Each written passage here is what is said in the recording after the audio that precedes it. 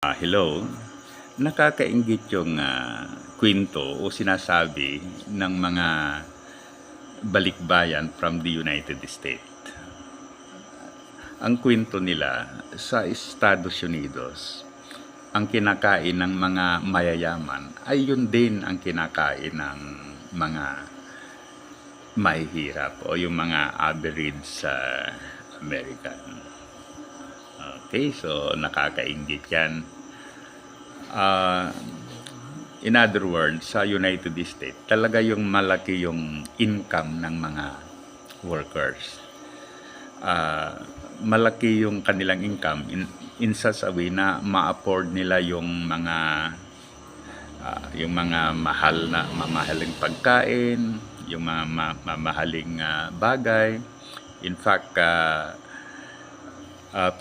with their income, kayang-kaya nila yung mag-tour sa iba't ibang bansa.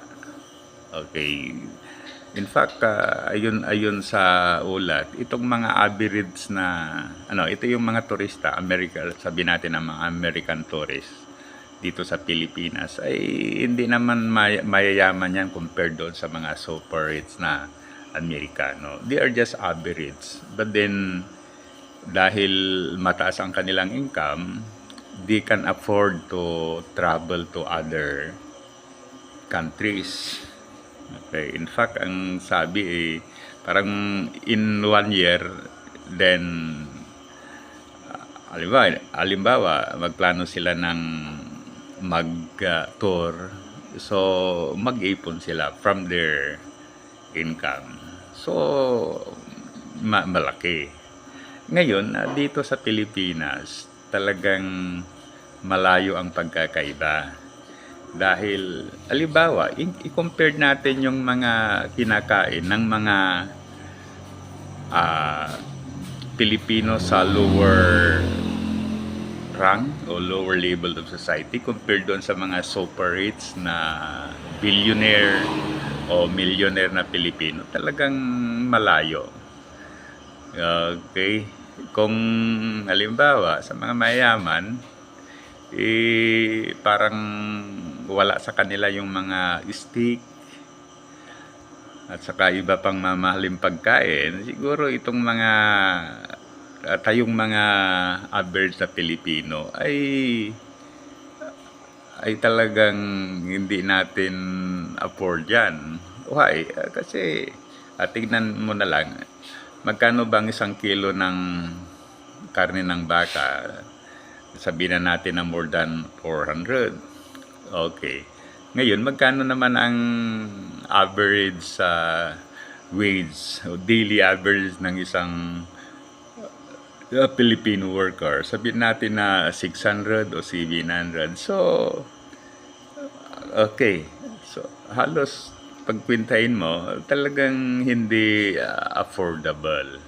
Kasi kung bibili siya ng 1 kilo, how much pa yung ibang bagay tulad ng bigas, renta, mga kuryente, and so on. So talagang malayo ang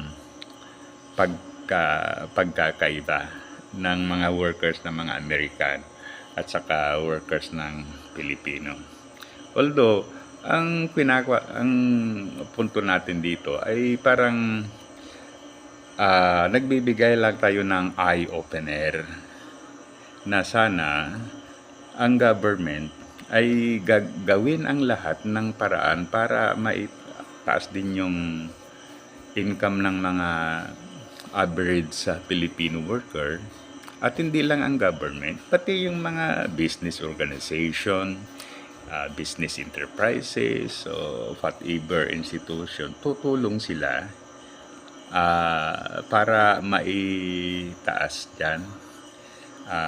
Inalible na ang mga Pilipino naman ay mag-enjoy, they can afford good health services, they can travel, at saka iba pang mga magagandang bagay.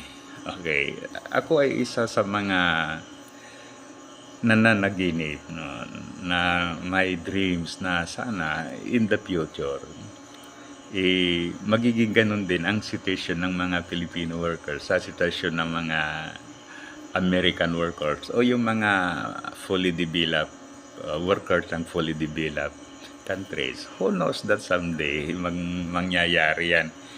Sinasabi nga, wither lang kung mahirap ang mga tayo ngayon.